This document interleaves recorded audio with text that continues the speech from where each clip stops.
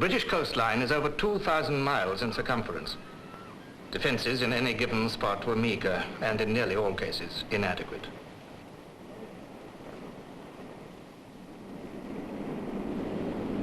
Many have been the doubts cast since upon Britain's oil-consuming walls of fire.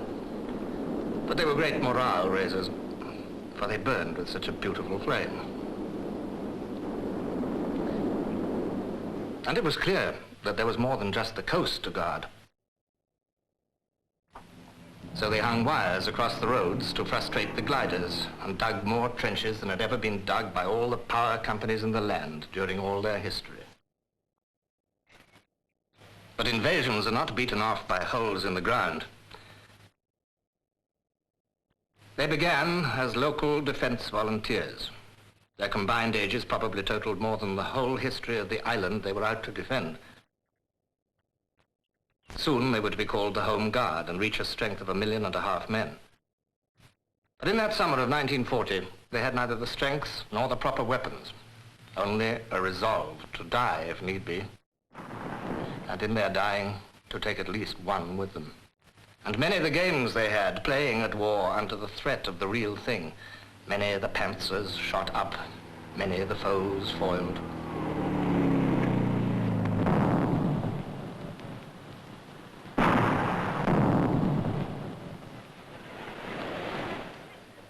Tripwires and booby traps. Little question that would-be invaders would have had to endure bitter resistance, especially if they'd sent small boys on bicycles. It was crude, but it was readiness. And woe betide any who could not produce their identity cards, for you could never be sure who was in your midst.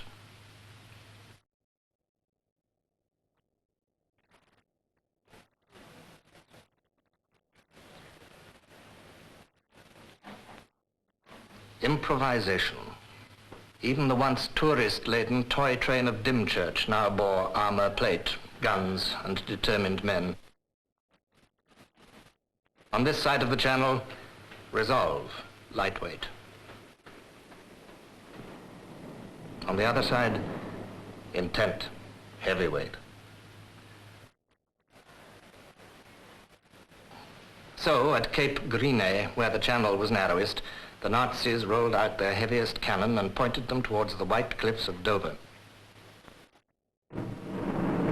Thus began the siege that this gateway to Britain was to endure for 4 years. For Dover, over and above the air raids, the unique but doubtful honor of shell fire.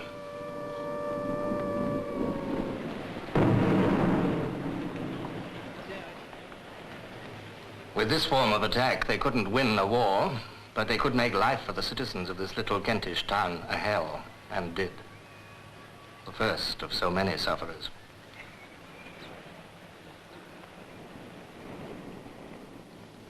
An island at bay, ready, yet hardly prepared. But an island in the midst of war, knowing a kind of peace. The peace that comes with the realization that one is doing the right thing, come what may. And so they waited patiently for the worst.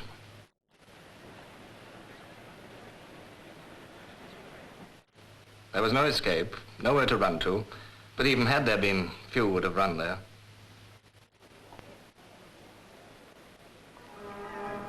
Now we know that he was never destined to come, but they didn't know it then. Yet perhaps of all the peoples of Europe that summer, they were the most calm. Probably because they had Adolf Hitler not only weighed up, but also fitted into his proper perspective.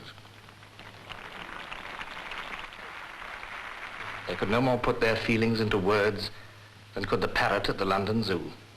But at least he tried. What is Hitler? Hey? What is Hitler? It was like a little rat. Hello?